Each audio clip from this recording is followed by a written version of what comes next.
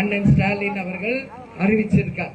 ஏவாவேலு அண்ணன் தலைமையில, நம்ம கம்பன் தலைமையில நமது வேட்பாளர் வெற்றி பெற்று நிச்சயம் போலூர் தொகுதியை எல்லா விதத்திலையும் முன்னேற்றுவார் என்று சொல்றேன். இப்போ ஒரு 4 நாளைக்கு முன்னாடி ஒருத்தர் வந்தாராம், எதிர்கட்சி தலைவர்னு ஒருத்தர். யார் அவரு? இவருக்கு இப்போ எதிர்த்து போட்டியிடுபவர் யார்? அதிமுக நம்ம எவ்வளோ ஒரு கண்ணியத்தோட இன்னைக்கு பேசிக்கிட்டு இருக்கோம். கொஞ்சம் கூட ஒரு கண்ணியமே இல்லாம நீ வந்தேனா, நீ உன் வேட்பாளர் ஜெயிச்சா என்ன செய்வார்ன்றத சொல்லு. அதை விட்டுட்டு குடும்பத்தை இழுக்கிறது.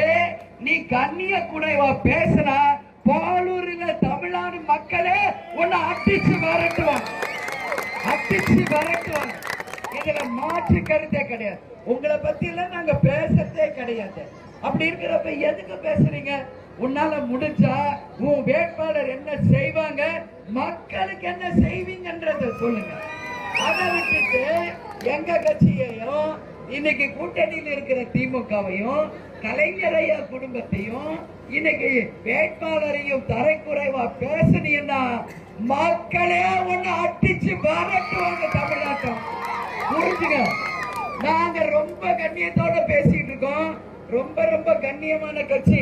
அண்ணா சொன்னது போல கண்ணியம், கடமை, கண்ணியம், கட்டுப்பாடோட இந்த கட்சியை கேப்டன் ஒரு ராணுவ கட்டுப்பாடோட வழி நடத்தி இருக்கார். அதனால தேவையில்லாத வார்த்தைகளை பேசக்கூடாது. யாரா இருந்தாலும் இங்க தேர்தல் வர்றது எதுக்கு? இன்னைக்கு எல்லா குடும்பத்தையும் திட்டுறதுக்கு வருது தேர்தல். உன்னால முடிஞ்ச வந்து மக்களுக்கு நல்லது பண்ணு. இன்னைக்கு லஞ்ச வழக்கு, ஊழல் வழக்கு வச்சுக்கிட்டு உன்னால டெல்லியில போய் திரும்பி கூட பார்க்க முடியாத அளவு ஊழல் வழக்கு வச்சுக்கிட்டு இருக்க.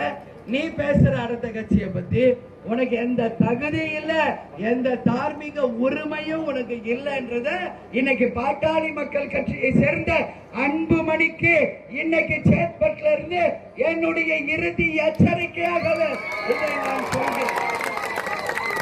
அதனால இந்த வேலையில எங்க கிட்ட வச்சுக்காதீங்க. அப்புறம் நாங்க பேச ஆரம்பிச்சோம்னா தலை தெறிக்க நீ ஓட வேண்டிய நிலைமை வரும். புரிந்து கொள்ள வேண்டும் என்பதை சொல்ல. அதே மாதிரிதான் எடப்பாடியாரும் ஓவரா பேசிட்டு இருக்காரு. எனக்கு யாரையும் சொல்லணும்னு எனக்கு அவசியம் இல்லை. நம்ம வந்த இந்த தொகுதிக்கு என்ன செய்வோம், மக்களுக்கு என்ன செய்வோம், அதான் நம்ம முக்கியம். இவங்களை திட்டதா நம்மளுக்கு வேலை. சொல்லுங்க, நீங்க நல்லா இருக்கணும், இந்த தொகுதி முன்னேறணும். அதை விட்டுட்டு அவங்கள திட்டுறது இவங்களை திட்டுறது, இது யாருக்கு என்ன பலன்? அதுல ஒரு பலனும் கிடையாது. ஆனா அவங்கள வேற சொல்றதுக்கு ஒண்ணுமே இல்லைன்றது.